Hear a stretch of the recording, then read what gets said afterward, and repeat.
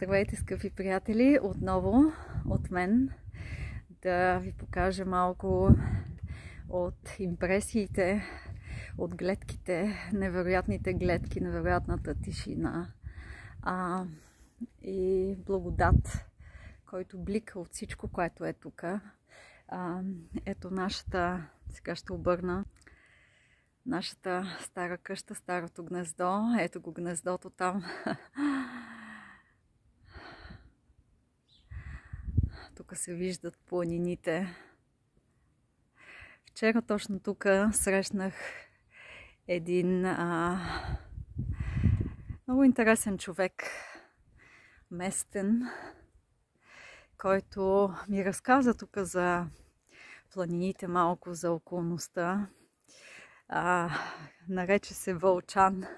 Вълчан войвода. Каза, че е кръстен на дядо си Вълчан, който пък е кръстен на Вълчан войвода. И той ми разказа за тук, за планините. Намираме се в кратер на вулкан. Е построено това село. И всичките тези планини, които са наоколо, имат много... тук в миналото са добивани всякакви елементи, метали. Той ми каза, че 70 или 80% от Менделевата таблица металите са добивани тук.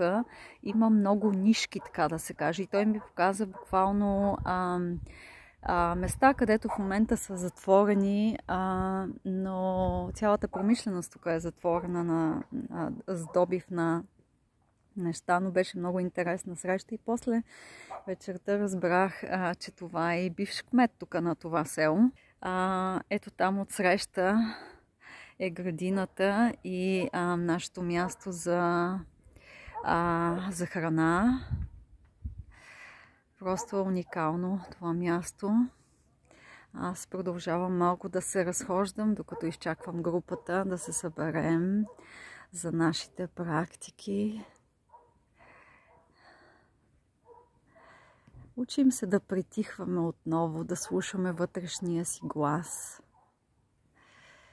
да развиваме нашата интуиция, нашата творческа енергия, може би връзката с вътрешното дете, с тези по-слаби ресурси, които обикновено в нас са потиснати, женската енергия, интуитивната природа. Dнес имахме медитация, водена медитация, свързване с нашата интуитивна мъдра жена и какви послания, какъв подарък има тя за нас. Използваме различни техники от терапия на писане, с които ние активираме различни ресурси на нашата цялостна природа. Просто тук е някакво абсолютно безвремие.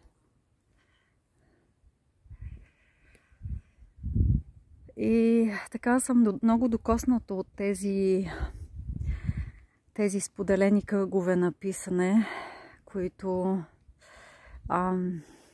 не само ни дават възможност да се свържем с нас отново, но и да преодоляваме вътрешните си блокажи, вътрешните си ограничаващи вярвания, да разпознаваме себе си, къде все още блокираме своята творческа енергия, своята интуиция. Въобще начина ни да изразяваме себе си, да бъдем автентични, да бъдем свързани с себе си, къде все още блокираме тези частици от нас и как да ги пуснем, как да им позволим да бъдат, как да си позволим да бъдем отново истински, автентични, творчески, диви, интуитивни и въобще всичко, от което имаме нужда тук и сега, да си върнем тези ресурси, да можем да дадем право на себе си, да направим следващите крачки в нашето осъзнато развитие. Сега виждам, че тук има и наблизо на 5 минути водопад. Въобще вчера дядо Вълчан ми каза, че тук има много неща за откриване. Определено този уикенд е много кратък за всичко да открием.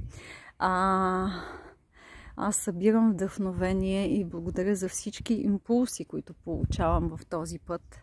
Ето тук имало щъркелово семейство, което сега е заминало. Ние продължаваме с нашата програма. Бъдете здрави, благословени и до ново включване. Прегръдки от мен. Чао!